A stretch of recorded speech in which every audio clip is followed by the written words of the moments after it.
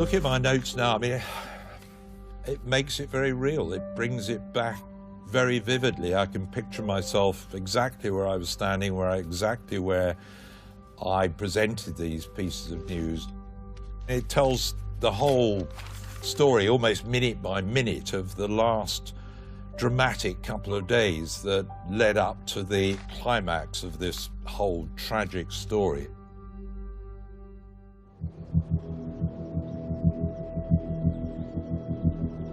A massive search is underway tonight for two 10-year-old girls who've been missing for 24 hours.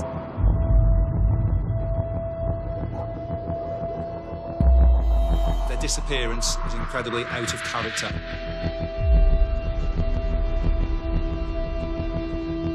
Their mum took the picture of them in their Manchester United shirts.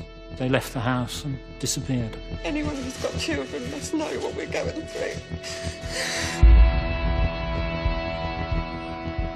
For that first week, it felt like one of those dramatic crime stories you see on the television.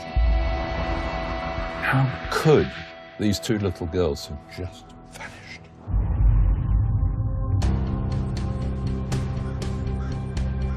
Now we're sadly having to consider the possibility of an abduction. Work with me to stop this getting any worse than it is. You do have a way out.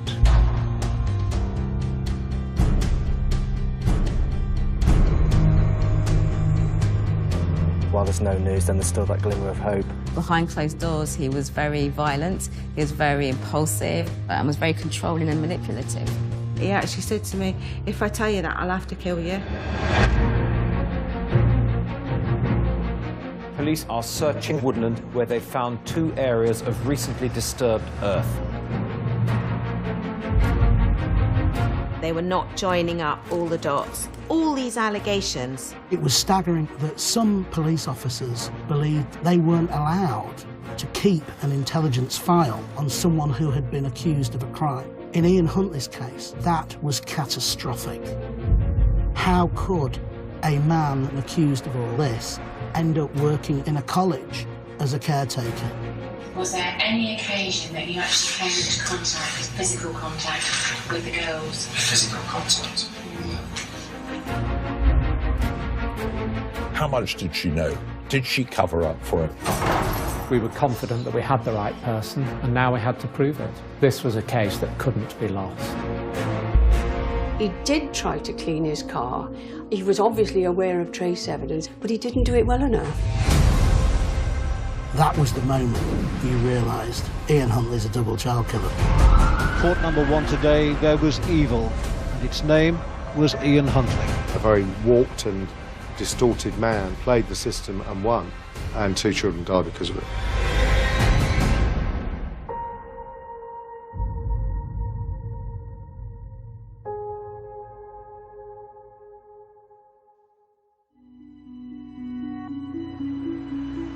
Soham, it's quite a small country town. The streets are very small, just local shops.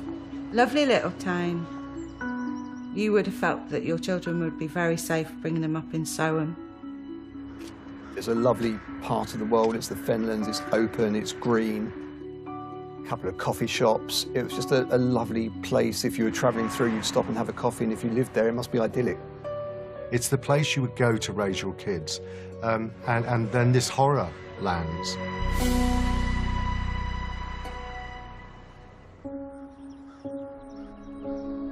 It was one of the hottest Augusts I can ever remember, without a breath of wind in the air. It was stifling hot. Temperatures in the 80s, high humidity. It was oppressive, and the story was oppressive as well. And it was compelling in its awfulness, really. On Sunday, the 4th of August, at around 5 o'clock in the afternoon, Holly Wells and Jessica Chapman were at a barbecue at Holly's house. Holly and Jessica were 10 years old. They were in the same class at St Andrew's Primary School in Soham, and they were close friends. Jessica had gone to Holly's house. She'd been away on holiday. She'd bought her friend a little present from the holiday, and they spent some nice time together at Holly's house. They had a barbecue.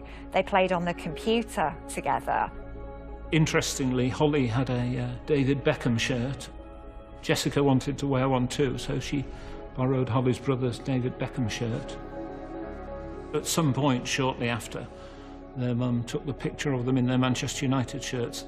They left the house and went out into Soham. After that, they just seemed to disappear.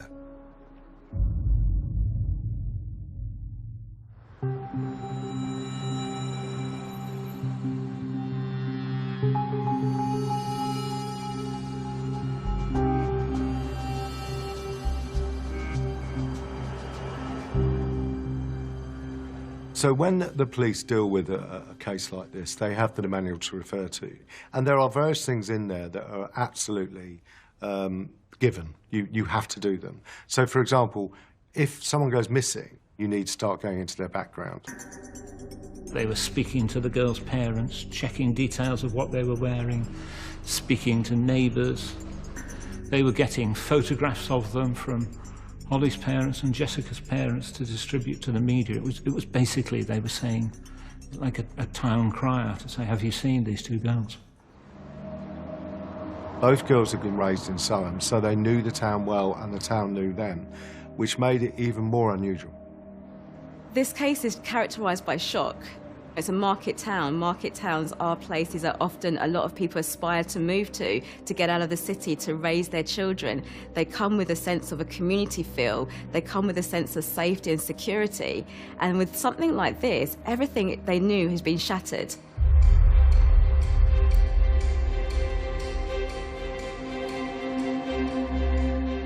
Friends, family got to hear that there were two little girls that had gone missing, so everybody comes out, everybody tries to get involved and help out in the search for them. And one of those people was the college caretaker, Ian Huntley. On the Sunday night, about 11 o'clock, Huntley bumped into Jessica's mother and sister and said he hadn't seen the girls. The police had a dog unit out searching, and they obviously did a search of the school and the grounds, and Huntley had the keys as the caretaker. When they got to a certain part of the building called the hangar, he told them he didn't have the keys for it, and they moved on.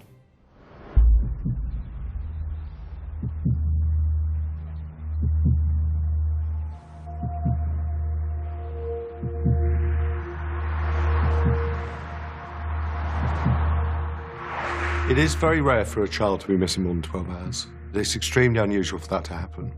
If a prepubescent child goes missing overnight, then you've got a problem.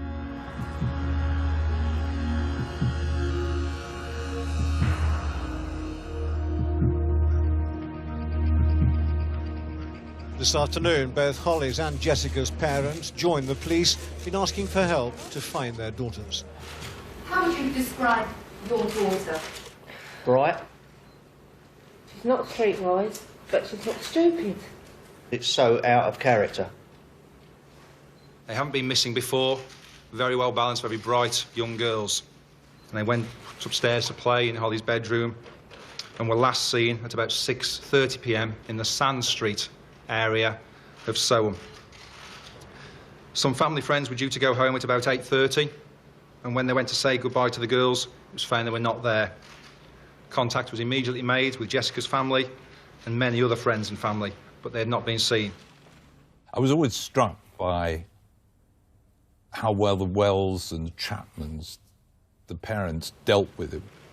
Mr. Wells, can you tell me, is there any comfort to be drawn by both sets of parents at this time, from the fact that the two girls are actually together? Yes, I think it enables us to certainly reflect in a positive fashion, even at this stage. What unbelievable dignity and composure they showed under the most inordinate pressure. You've done nothing wrong. Kind of made us all want to help them even more to bring those little girls home. What is your response to the 150, 200 people out searching for your daughter? We've shed a few tears about that response already today, and it's absolutely fantastic. What I'm appealing for at the moment is anybody with any information about the whereabouts of these girls to come forward, to contact us. 2 10-year-old girls out in Soham wearing red Manchester United shirts, quite distinctive, and somebody must have seen these girls. If they have, please contact us.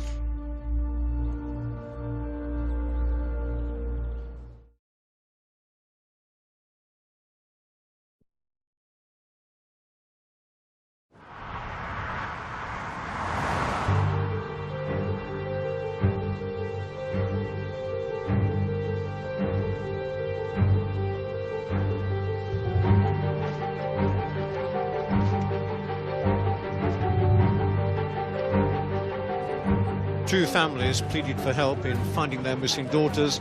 A whole town, it seemed, turned out in response. There were countless volunteers assembled outside the girls' school, waiting to be organised by the police into small search units. The whole of Soham appeared to throw themselves heart and soul into the search for the little girls. It's just this feeling that you can't stay at home. You want to come out and help and try and do something. It's nice to see so many people out, knowing that there is people caring in the community still. It's terrible to lose a child. It's terrible to lose anything, really. I'd like to help. It was everywhere, people were talking about it, and it really paused the nation, it paused the world, and we were held captive, if you like, to watching this story unfold, trying to make sense of what had happened. I remember on the Monday, it was first item on the news, very unusual for 2 girls to go missing. So we made the offer straight to Cambridgeshire on the Monday and said, look, sounds like you've got a problem. Do you want us to help? The Assistant Chief Constable said, actually, yeah, we'd like your help.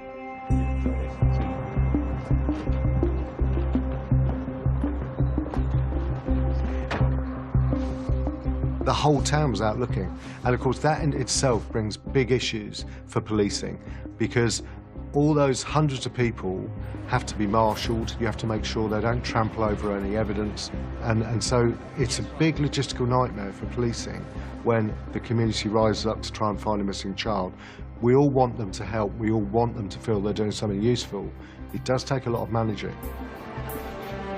The search is for 2 young friends, inseparable according to their parents. From about 6:30 last night, they seem to have vanished without trace.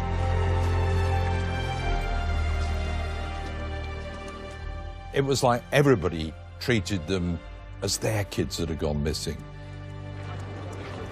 Not only the police, but pretty much every person in the town seemed to go out and just see if they could find any trace at all. So we can move back and get a better view of the drain and the ditch at the back. Gives us a better idea. Because it's sort of sparse vegetation and thick, we have to make our way.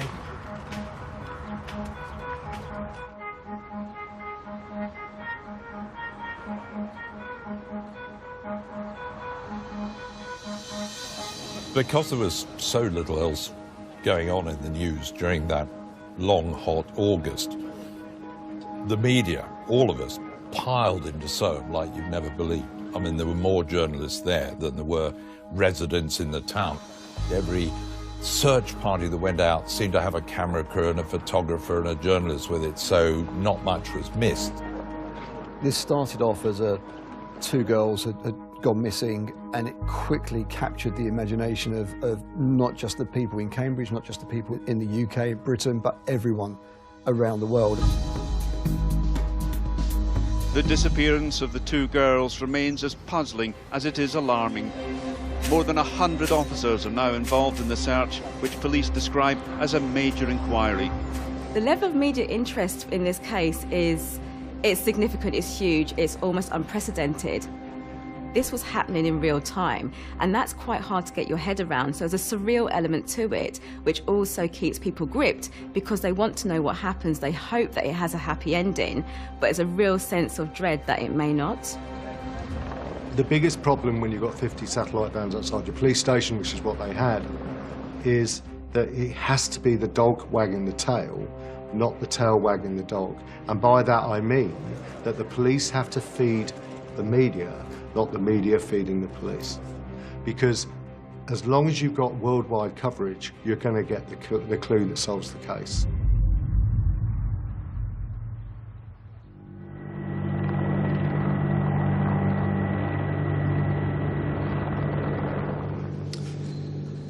Well, it's been probably the worst night so far. Last night, we've had an experienced friends and family searching in ditches,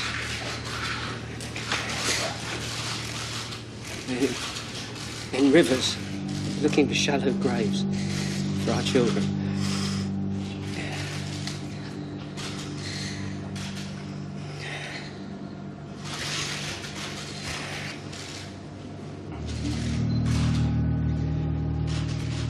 It doesn't get any more difficult than that, I don't think.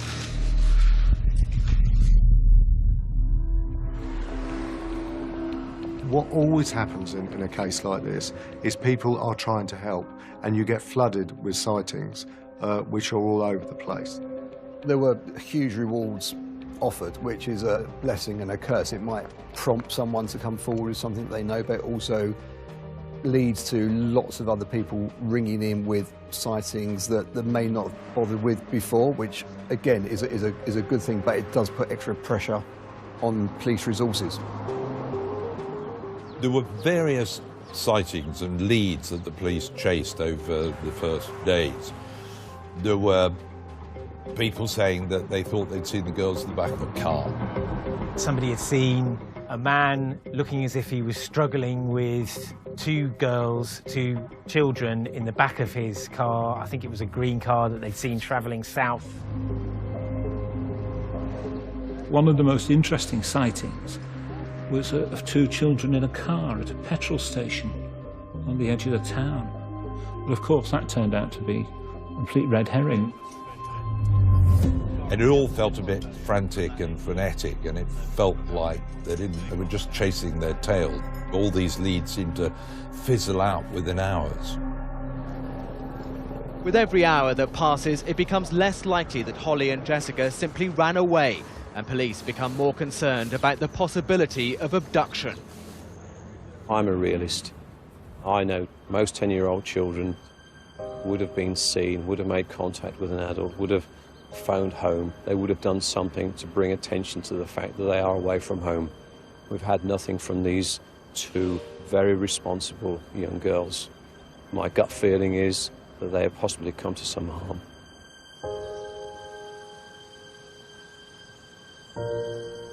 For that first week, it felt like one of those dramatic crime stories you see on the television, a series that unfolds episode by episode. But it got to the point where the possibility that they just had an accident or got lost was starting to recede, and most of us old hacks who'd been around the block were starting to think it's got to be an abduction.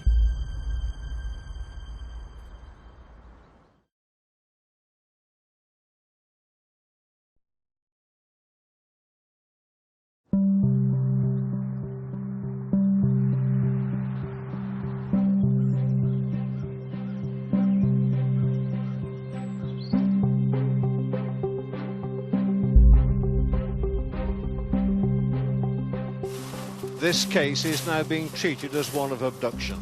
The searching is for evidence of a crime. Well, it's all clear, mate. Soham is a very tight community, and all the possible sightings of the two girls were roughly within 10 miles of Soham. So they had quite a tight scene, which is why they had 430, 450 search officers. That is part of the strategy of trying to find that child.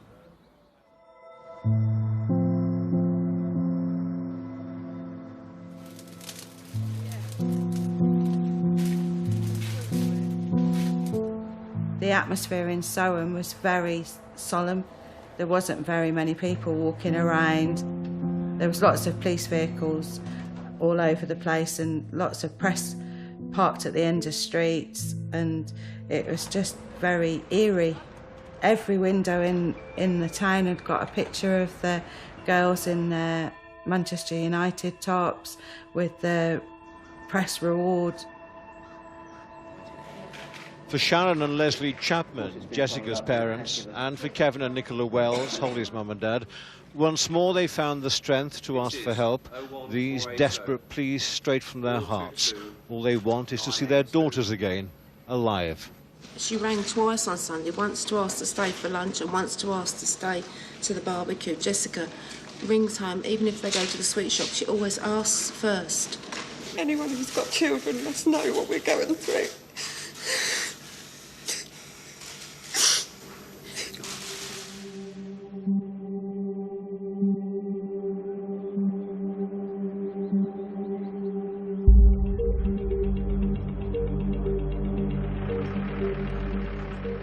On Wednesday afternoon, we were tasked to go to Soham College, and I was sat in the police van with my colleague, and Ian Huntley approached the vehicle and lounged over the hinge section of the door, very relaxed in his talking. He wasn't nervous in any way, shape or form.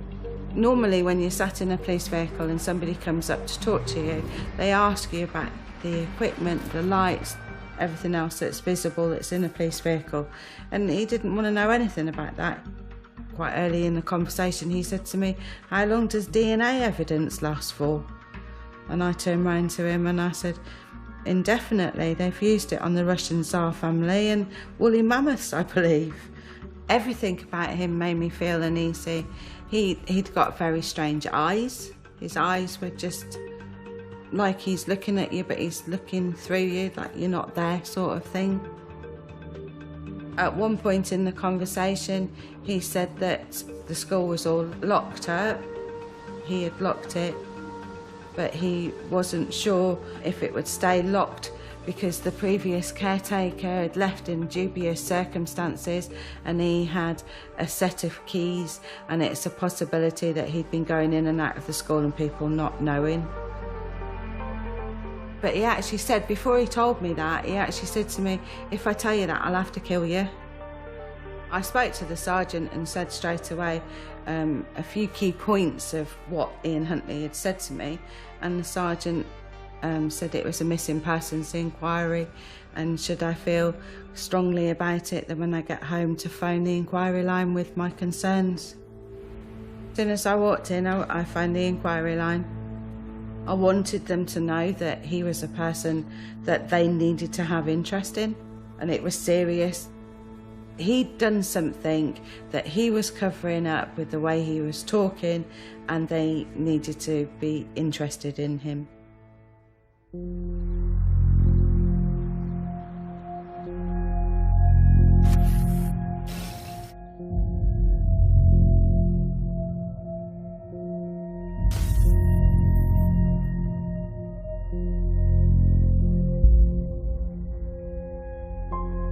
The CCTV was hugely beneficial because it told us the direction that the children were heading, and it gave us the timing, and it confirmed the clothing. The chocolates and drinks machines inside the sports centre are a natural attraction for children. Holly and Jessica were known here. They were due to take part in a 3-day Junior Superstars event beginning this week. So once police had that CCTV footage to go on, at least they knew the girls had completed part of the journey from the Wells' home through into the village college. After that, nothing. They asked around, and the only person who really came forward to have seen them was Ian Huntley, the caretaker at the village college. Huntley told police that, yes, he had seen the girls. He said, oh, they just went off towards the library, which would have been further into the town, away from their homes. We remain optimistic that they are still alive and well, and we must all focus on that. The police issued a list of sightings, a timeline of sightings, and they said there that Ian Huntley had seen the girls. Interestingly, they didn't say at the time he was the last person to see the girls. He seemed like an ordinary guy. He was the caretaker. He was always there. He was always around, but that was the first time he'd really inserted himself into the story and became part of the public's attention.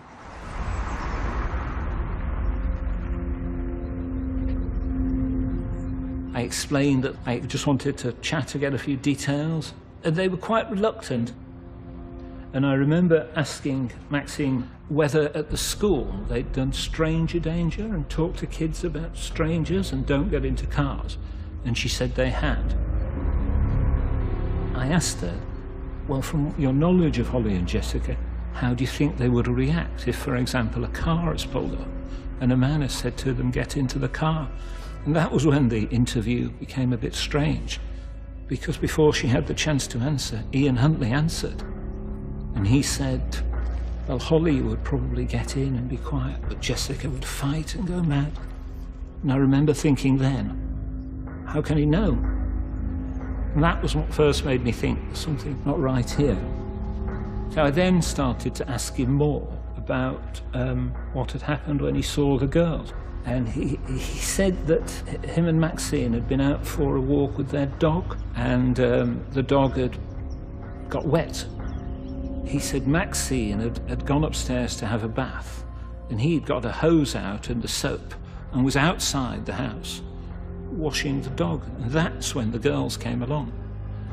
And I remember asking him, so go through word by word what they said. He said that they'd asked how Miss Carr was, and is Miss Carr all right? I remember saying nothing else. Didn't say, we went through it 4 or 5 times. What else did they say? Nothing else, nothing else. And what baffled me was, why didn't they mention the dog? It made no sense.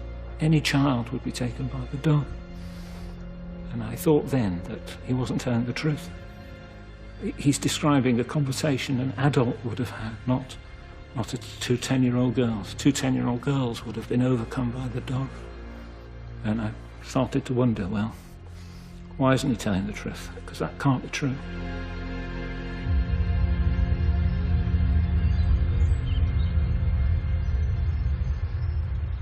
Has that moment been playing on your mind? I mean, have you been reliving it and reliving it and reliving it? Absolutely, yeah.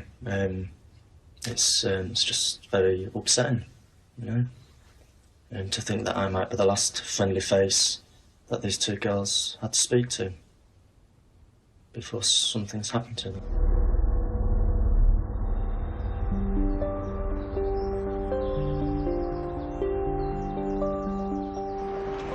One week after their nightmare began, the families of the missing girls had to muster yet more courage this morning. With the trauma of the last 7 days etched on their faces, they came to Holy Communion at Soham St Andrew's Church. So God is with Holly and Jessica, wherever they are. God is with their families at this awful time. One of the memories I still have, nearly 2 decades later, is just how strong and how impressive the 2 sets of parents were. Just ordinary folk plucked from obscurity and thrown in front of the cameras of the world in the most awful of situations that any of us could have imagined. Service was fantastic this morning. It's given us a great deal of comfort and strength. But if we may continue, that would be much appreciated. Are you fairly optimistic still? We're holding on to that line of thought, very much so. Yes, thank you so much.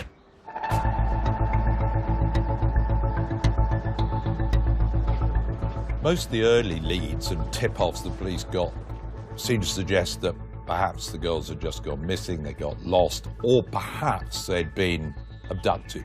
People talking about cars being driven erratically, girls being seen in the back of vehicles. But then a few days in, there came a tip-off that I think was a moment when the families, Soham, us in the media and everybody else held their breath. Hello, police investigating the disappearance of Holly Wells and Jessica Chapman are searching an area of woodland near Newmarket in Suffolk tonight, where they found 2 areas of recently disturbed earth.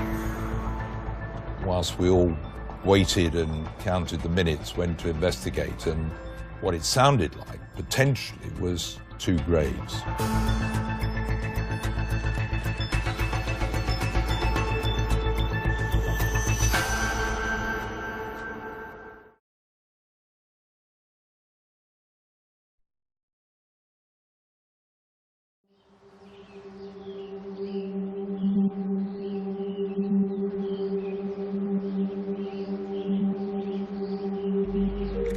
police investigating the disappearance of Holly Wells and Jessica Chapman have cordoned off Woodland near Newmarket in Suffolk tonight, where they found 2 areas of recently disturbed earth.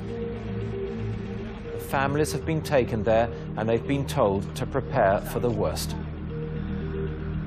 We all held our breath and waited to find out what the police discovered. The picture that was painted was of perhaps 2 graves. The worst possible outcome, because up to now it had been a search for missing girls, and suddenly the thought that perhaps they were dead. And so those hours felt like days as we counted down and waited for the police to come up with a conclusion. And then they discovered in the end they were just badger sets on a piece of waste ground. Early this morning, forensic scientists gave the site a formal all-clear. And there was a terrible outpouring of relief as we realised, well, there's a possibility they're still alive. At least they weren't graves. In Soham, the better news that nothing had been found was given to the families at 6:30 this morning. Immense relief. Clearly, it brought to the conclusion a very emotional evening and night for them. As the inquiry team have returned to the belief and working towards those girls being found and brought back. So say the relief is indescribable for them. There was definitely a sense that the police investigation was struggling and was stalling a bit. 10 days into the investigation, the police were no further forward on finding any evidence of what had happened to Holly and Jessica, and they were starting to get some criticism, some flack from the media and the public as well. And the officer in charge took the surprising move to make a televised appeal to the kidnapper to give the girls back. I appeal to you again to work with me to stop this getting any worse than it is. You do have a way out. I have left you a personal message and a text message on Jessica's mobile phone. Listen to that message. It will tell you how to contact me so that we can stop this now. I remember him doing that. But obviously we were wise enough to know that that wasn't really what they were doing. What they were obviously trying to do was to find Jessica's phone and hopefully persuade the person who'd got them to switch on Jessica's phone.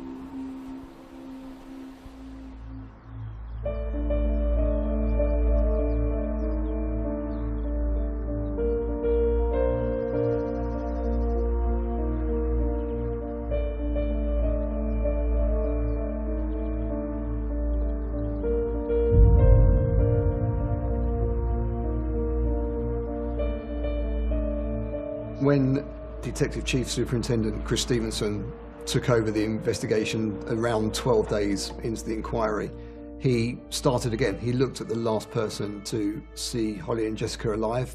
Huntley had said he'd seen them, so they started there, focused on him. He was now the focus of their attention, if not publicly, then certainly privately. The behaviour of Huntley was just bizarre. If you start plotting what he did from the Sunday evening onwards, and he was always there like a bad smell, wherever you went around that college, there was Huntley. A lot of people have felt in the dark and felt like we can't do anything to assist the police. We all want to do something.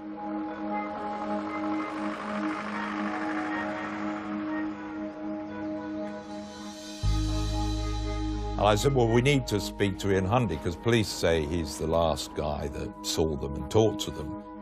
So one of the producers popped over and said to Huntley, could you come on our programme at 5 o'clock tonight? He said, no, I'm busy then, but I'll do an interview with Jeremy now.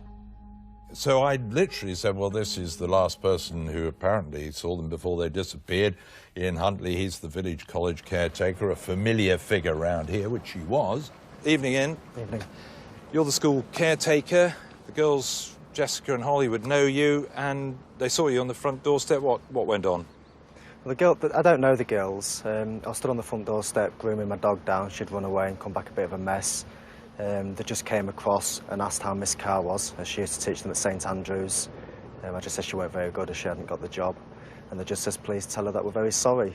And off they walked in the direction of the library over there. And he said, well, I don't really know them. I didn't really know them, which seemed a bit odd to me in retrospect. And you may, as it turned out, have been the last person to actually chat to them before they vanished. Yeah, that's what it seems like. And it's a mystery still not solved. Yeah, absolutely. I mean, everybody around here, I mean, I've been speaking to a lot of people, and what they're saying is, you know, while there's no news, then there's still that glimmer of hope, and that's basically all we're all hanging on to. That's what we're all hanging on to here, and he was trying to be pretty positive. I mean, he's an odd character. He sort of had dark, sunken eyes, a little bit, you know, unprepossessing, a bit shifty, looked very tired. There was nothing that Sunday evening that gave you a glimmer of suspicion that anything was wrong? No, not at all. Ian Huntley, thanks very much for talking to us. Well, as you can see, the mystery continues through that Sunday evening. They talk to Ian, he sees nothing wrong, and they proceed on their way safe and well down past the school library here and away out across the school grounds. So we'd already got the Ian Huntley interview, and then I went back to my live position on the high street, going straight in interview live with Maxine Carr. You knew the girls. What were they like? Tell us a bit about them. Lovely, really bubbly girls. They're ever so funny, they're brilliant, they're kind to everybody. They wouldn't say a bad word about anybody. And they love their families and everything, which is why nobody believes that they would ever run away. They was very close to all their family. Tell us something about this card you're holding. This is something I'll probably keep for the rest of my life, I think. It's what Holly gave me on the last day of term. She was very, very upset because I didn't get my job, and she just gave me this with a poem on the inside saying to a special teaching assistant, really, and we'll miss her a lot and we'll see her in the future. And that's the kind of girl she was. And then she said that's the kind of girl she was, a very sweet little girl. And we did this interview and I thanked her, and then a few minutes later the producers working with me said, it's a bit odd, speaking in the past tense, wasn't she? I think it's the first time we started to think there's something odd going on here.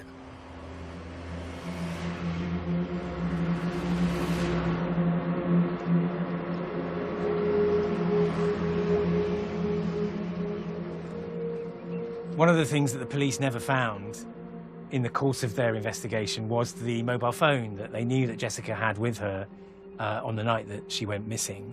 So they brought in phone experts to examine the phone records, and they found very quickly that the phone was turned off at precisely 18:46. That was about, I think, about half an hour after they were last seen on the CCTV. What was significant about the moment that the phone was turned off was that when a phone switches off, it sends a signal to a phone tower. Now, usually mobile phones which are turned off in Soham send that signal to a particular tower, which in Soham was the football club. But there are very few areas around the town that connect to a cell phone tower in Burwell, a few miles away. And Jessica's phone, when it was turned off, connected to that tower. Little tiny Nokia, at the time, would tell me which particular cell was serving me.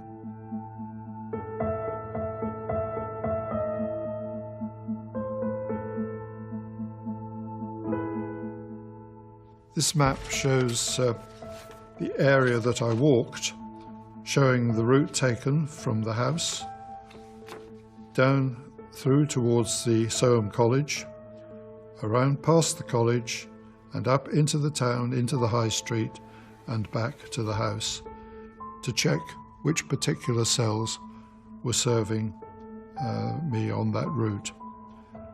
And I noticed that the one area where Jessica's phone might have been served by the Burwell cell site was that area which I've got to put a red dot on the map.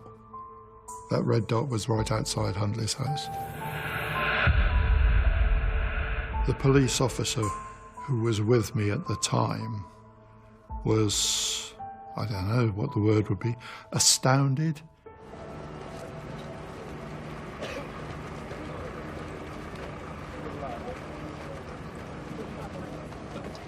On a case like this, which goes into a second week, it's very much a cat and mouse game, where the police are trying different tactics to try and flush out information or a suspect. And a good example of that was when they held a community meeting. Good evening, ladies and gentlemen. Please excuse me if I don't stand. Where the police and community leaders asked people to examine their own consciences, examine their neighbours. Are you sure you don't know anything about this case? What we're looking for is that jewel, that small pearl in a desert. And suggested basically that somebody in that room may have known something about the disappearance of the two girls.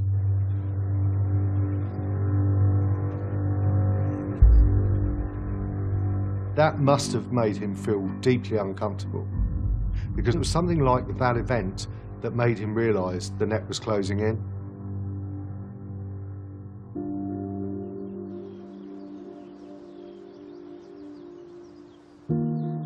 Things started to really move on Friday the 16th of August.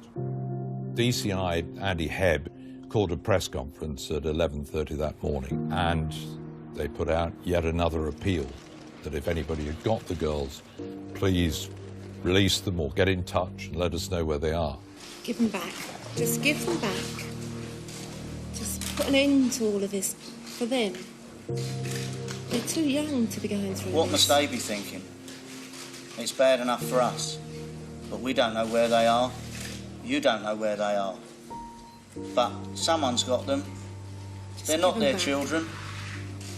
They're our children, and we want them back. What keeps you going?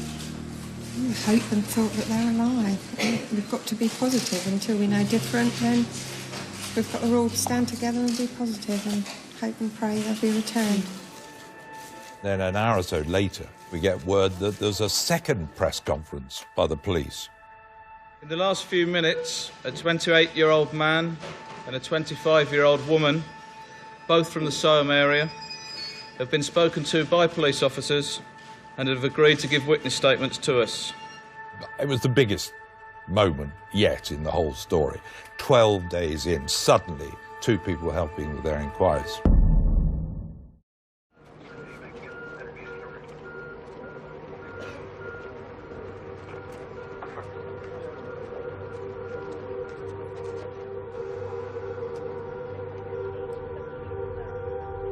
In the last few minutes, a 28-year-old man and a 25-year-old woman, both from the Soham area, have been spoken to by police officers and have agreed to give witness statements to us. They've both been taken to police stations elsewhere in the county for that purpose. I remember saying, I can now bring you perhaps the biggest breaking news since this story began on the 4th of August, since those two little girls went missing. A police search team is about to start carrying out a detailed examination of their house in Soham for any evidence that may point to the whereabouts of the two missing girls, Holly Wells and Jessica Chapman. Suddenly everything fell into place. And the biggest penny in the world is dropping, and I'm thinking, Huntley and Carr, of course, it makes sense.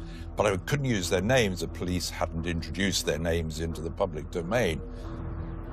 Suddenly I get the word in my ear, you can use it. Use the names Huntley and Carr, and you can use your interviews from yesterday. And by this time I was backing towards his house, where I'd interviewed him 24 hours before.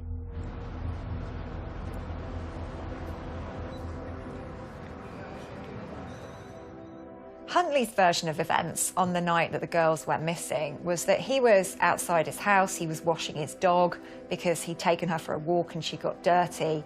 And when he was washing the dog, he saw the girls and they approached him. Maxine Carr was telling people quite openly, and news journalists, that she was in the house the night that Holly and Jessica called at the front door while Ian Huntley was apparently washing his dog on the front step. She was therefore apparently alibying him and saying that she was in the house and therefore the girls left that house alive and well.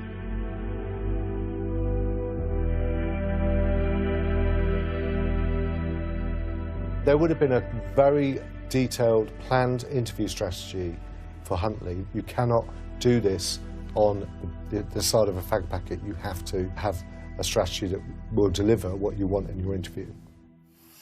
What is your understanding of the role while you're here?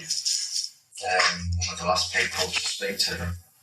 Huntley wasn't arrested, but he went in to help the police with their inquiries, and they interviewed him about his knowledge of what had gone on. And for me, his body language in this interview is incredibly revealing. He's being interviewed by a female officer, and he sat there and his legs are wide apart, and he thinks that he is completely in control. This is a very kind of dominance position that he's taking. He feels quite sure of himself at this point in time. Throughout any of this, Ian, was there any occasion that you actually came into contact, physical contact, with the girls? Physical contact? Okay. He was calm, he was coherent, and he was engaging in quite an appropriate, normal way, as to be expected. Did anything else happen before they turned?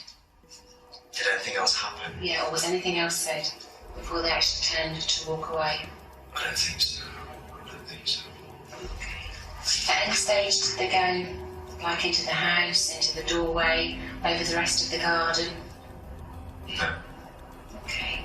So they turned and they walked away.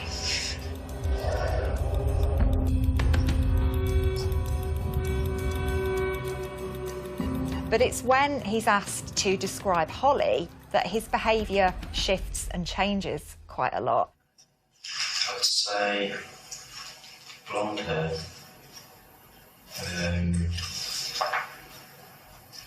Of shoulder length.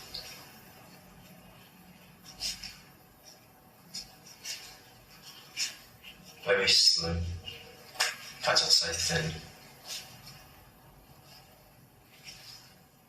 He stays quiet for around about a minute, and that is a really long time within a police interview for somebody not to be saying something. And it was a very deliberate tactic on the part of the interviewer.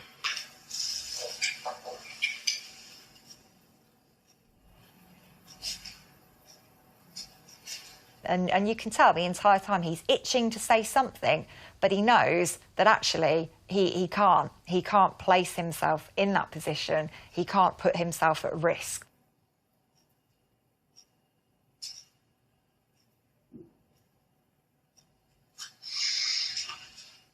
I can't remember it through. No. And at the end of that period of silence, he says, "I can't remember anything else." So he's taking control back there. He wants to conclude this interview. He wants it to be over. And he thinks that by saying that, "I don't know anything else," that's going to be it. Thinking back, I think they might have been thinking, should they or shouldn't talk to him? It's that sort of thing, should they or shouldn't they? You know? And obviously they decided to. Okay.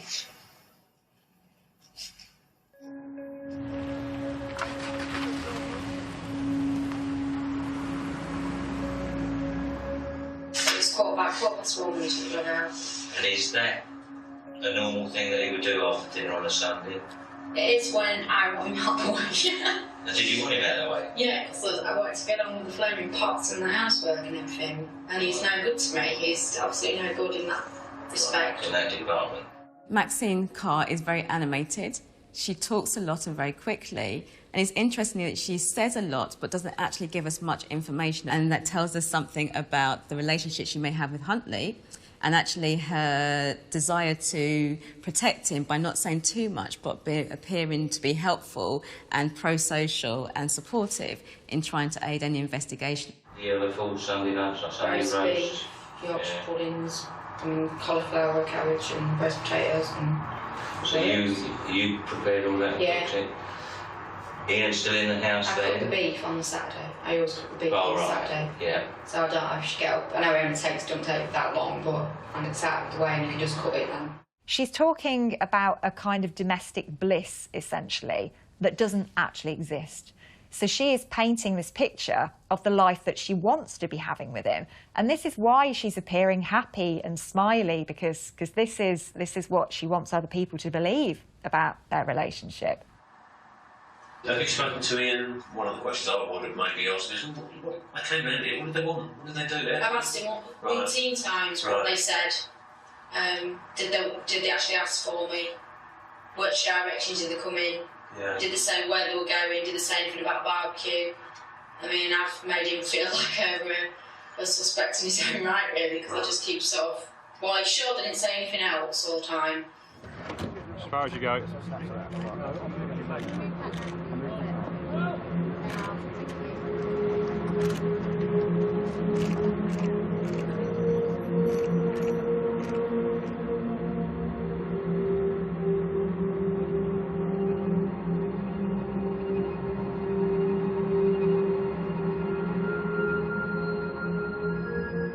Later that Friday night, we heard Huntley and Carr had been released by the police. And I said to one of the producers, you got Maxine's number, didn't you? They said, yeah, I've got her mobile number. So I said, well, let's give it a ring. So I rang it. It was 11:30 at night, and I got hold of Maxine, who said, oh, yeah, we've been released by police. We're OK. Thank you very much for asking. She still remained very polite and said, it's OK, we're fine. And then Huntley grabbed the phone off her and said, yeah, no, we're all right. He was quite gruff about it. We've been released. We're going home now. Thanks for asking, but we don't want to talk to the media anymore, and then cut me off.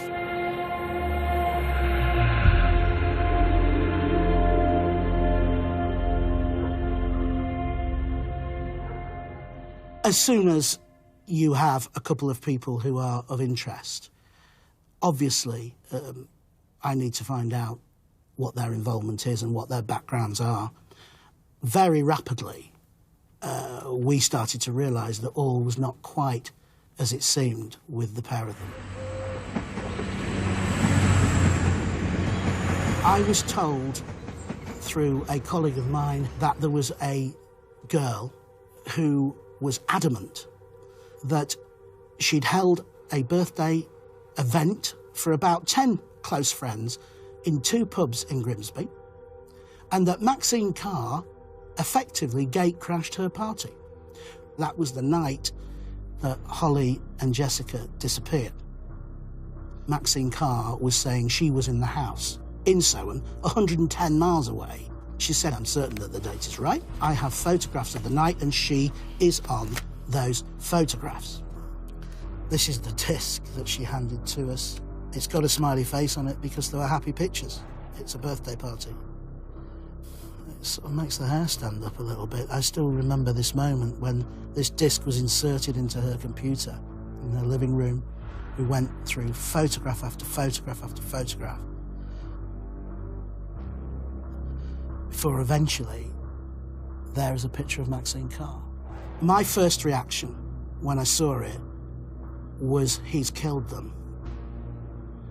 Because that picture laid bare her fake alibi. She wasn't in that house. And I knew they were dead. I knew that the parents of Holly and Jessica had lost their daughters. I've never experienced a moment like it before or since. And I realised that the police need to know about this instantly.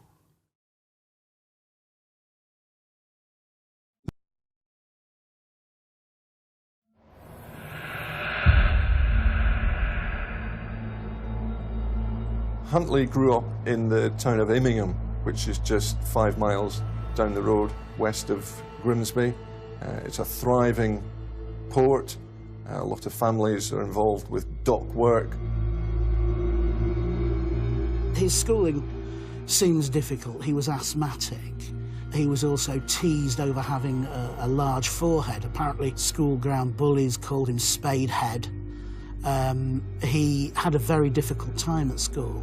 It got so serious he moved schools. Getting picked on throughout his years at the Immingham camp. I mean, he was just one of them kids who was always, you know what I mean, getting bullied by one of the older lads or something. Reasons for picking on him, just probably because he was a bit of a geek. Lads in our year who was younger than him and that, and he'd just go take it out on them. When he was a teenager, he caught his father, who he looked up to, with another woman, and his father then turned on him. And so you could say this kind of fusing of kind of sexuality and infidelity and violence embedded itself in his consciousness.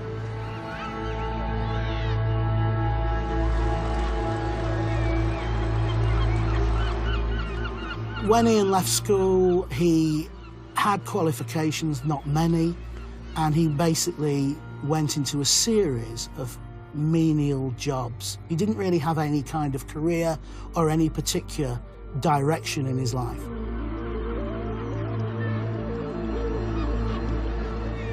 He was quite often seen around the pubs and the streets of Grimsby and different workplaces. We would go out on a night on the pool, as they say, and would often meet up with young girls. Huntley had dreams of becoming an RAF officer, but didn't have the intelligence or the commitment to be able to follow that through. So he would just lie about it instead. And that would very often happen when he was out. That would be the chat-up line that he would give to women. So he was always trying to be something that he wasn't. He is inherently narcissistic.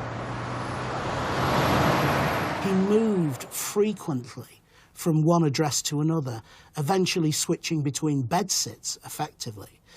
He had no real friends at work. People said, oh yeah, Ian, oh yeah, he was okay.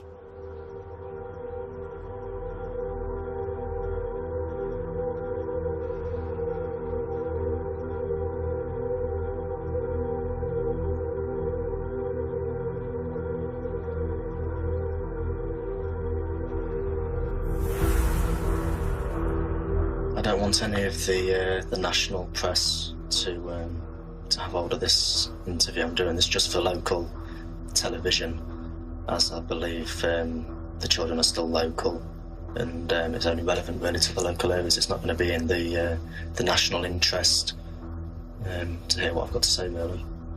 Ian Huntley was aware that he had a past, and so going on television and speaking to a national audience would kind of invite curiosity, and people in different parts of the country could start to connect the dots in ways that hadn't been connected before. And to think that I might be the last friendly face that these two girls had to speak to before something's happened to them.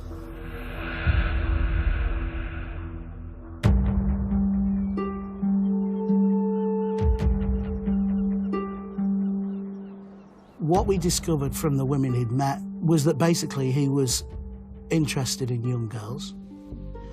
He wanted to be the king and to dictate. And the only way he could do that was by targeting younger, relatively naive and inexperienced girls over whom he could exert his control and power.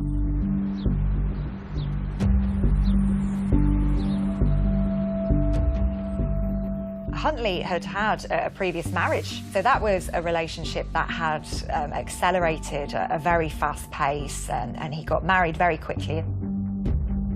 He is a textbook coercively controlling abuser, so he will sweep into somebody's life full of charm and politeness and present as this kind of ideal boyfriend. And once he gets himself into that position, then he will gradually start chipping away at that person's sense of self and their autonomy.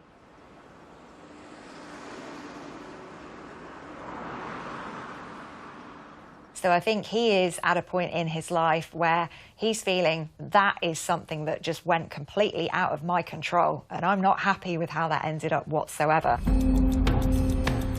Ian Huntley spent a great deal of his time basically trawling the bars and nightclubs of Grimsby, where he would chat up women, often complete strangers.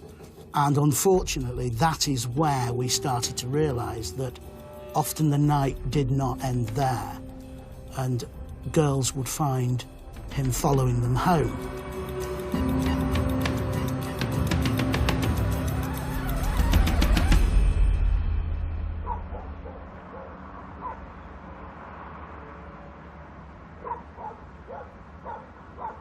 by this point, he'd also started to have quite a reputation as somebody who you wouldn't want to have around young girls or the women in your life.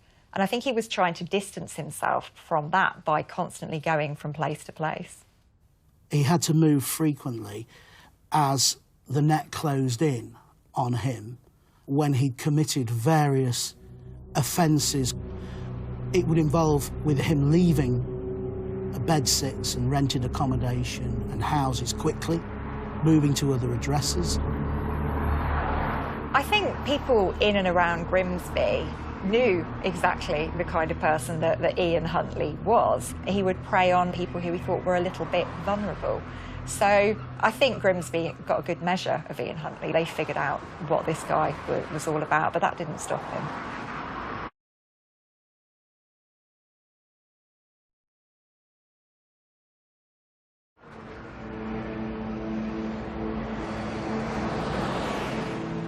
I'd returned home with my daughter, and that's when we discovered that Mummy's jewellery was missing. So I was looking around to see what else had gone missing. So that's when we went into the spare bedroom, and we could see that somebody had in fact come through the hatch in the spare bedroom. The only person that could have gained entry into that bedroom area and into that loft space was my neighbour, who was Ian Huntley. In the meantime, however, Ian Huntley had upped sticks and moved out.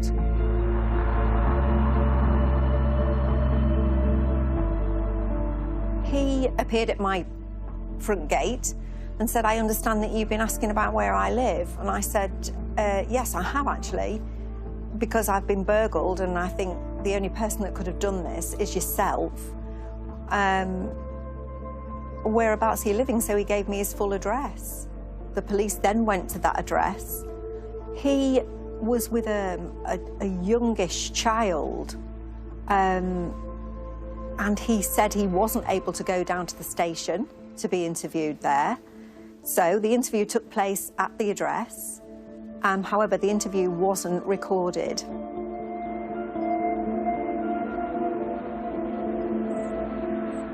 When I arrived, he was actually in the court, huge building, long windows, and I can remember him stood there looking down at me as I arrived. I got the impression, you know, that I was the one maybe that was in the wrong. You know, he just looked quite powerful looking down at me as I arrived. The CPS said that because that interview hadn't been recorded, then that wouldn't stand up in court. So I was finding that very hard to comprehend, really. All I could go by was the reaction of the police there. That the police thought that was a very unusual turn of events. To this day, don't understand why he wasn't convicted of my burglary.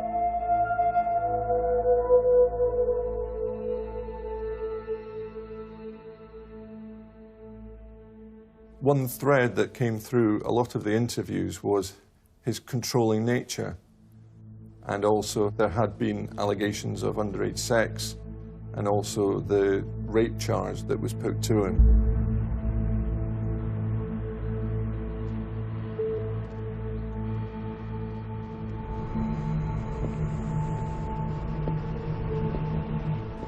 Gas Alley, as it's known locally, is a well-used cut-through from Grimsby Top Town to a large residential area. It's seedy, it's out of the way, and what happened here, allegedly, was the rape of a woman that he'd met in Grimsby Top Town. But that case collapsed because there wasn't enough evidence to convict him.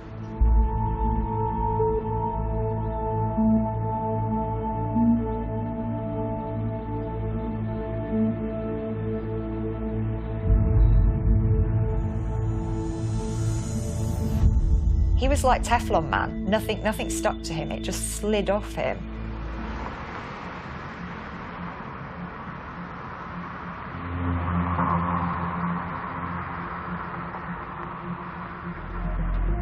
Ian Huntley and Maxine Carr had met at the Hollywood's nightclub.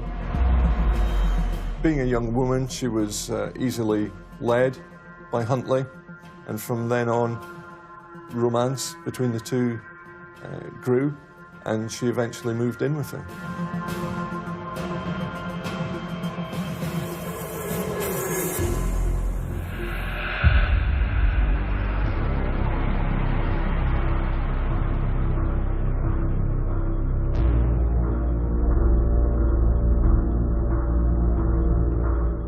The police made the horrible discovery of 2 Manchester United shirts that had been burnt in a part of the school where Huntley had previously claimed he didn't have the key to open the door to that room.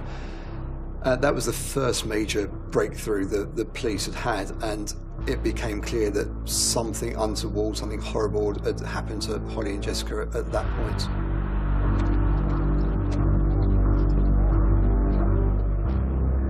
In the last few hours, a 28-year-old man and a 25-year-old woman have been arrested.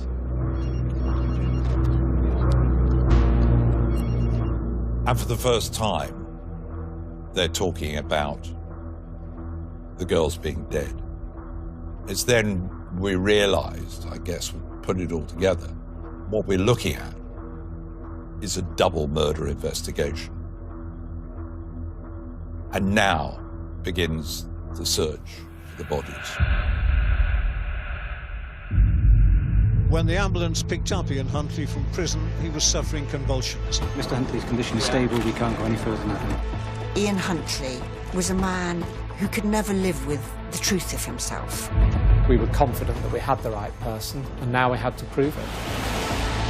Our role was to ask the important questions about why he was able to slip through the net and carry out those murders.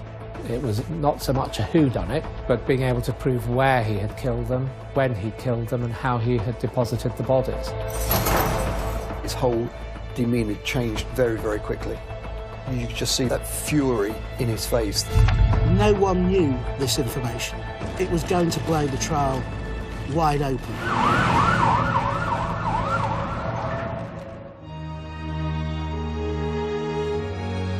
The investigation continues tomorrow night at 9.